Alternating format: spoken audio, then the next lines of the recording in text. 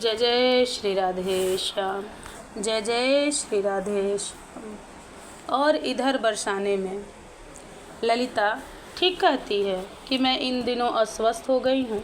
हाँ, मुझे भी लगने लगा है। मुझे जगते हुए स्वप्न दिखते हैं।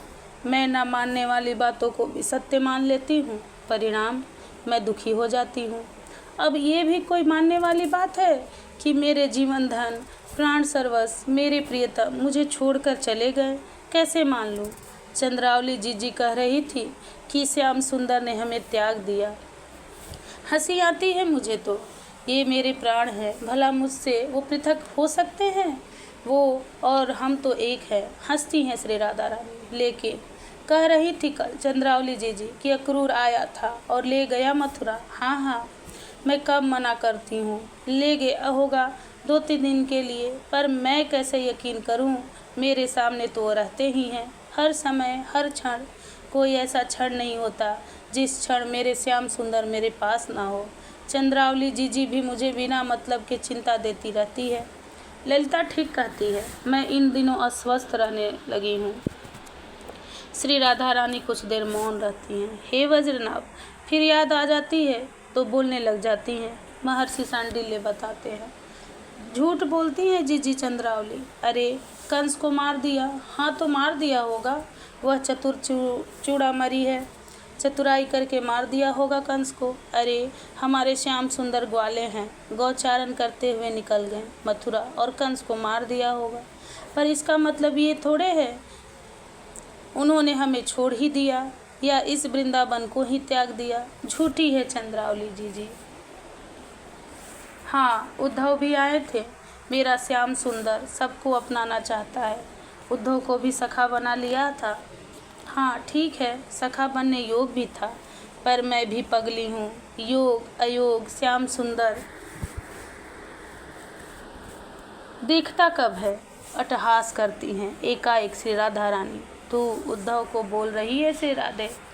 तू कौन सी योग्य थी श्याम के? वो तो श्याम था जो तुझ जैसी मानिनी को भी स्वीकार किया। पर उद्धव अच्छा था, सीधा सरल, हृदय में छल कपट नहीं था उसके। वो भी कह रहा था कि मथुरा में है श्याम सुंदर। कहने के लिए तो कुछ भी कहते हैं लोग। यहाँ वृंदावन में तो गोपियाँ गोप क्या क्या नहीं कहते।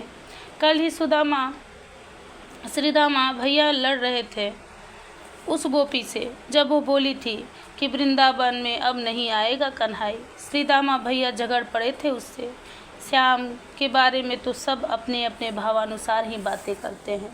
उद्धव को लगता था कि उसका कृष्ण मथुरा में है। हमारे ग्वाल बालों को भी तो लगता है कि उनका श्याम सुंदर नित्य खेलता है उनके साथ यहीं। पर उद्धव आए और गए, कहकर गए थे कि कृष्ण को ले आऊँगा, पक्का ले आऊँगा। मैं हंसी थी उस समय। कहाँ से लाता उद्धव कृष्ण को?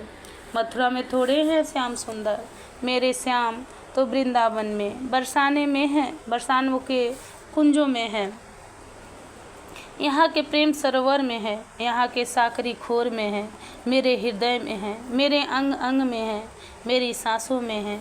कहाँ नहीं है मेरा श्याम? सर्वत्र है मेरा श्याम। फिर चंद्रावली जीजी झूठ क्यों कहती है कि श्याम सुंदर ने हमें छोड़ दिया? उफ, कैसे गलब बहिया देकर मुझसे कहते राधे तुम, मैं और मैं तुम।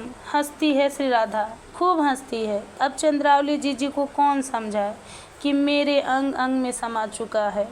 अब मुझे उनसे मिलने के लिए नंदगांव जाने की ज़रूरत नहीं है।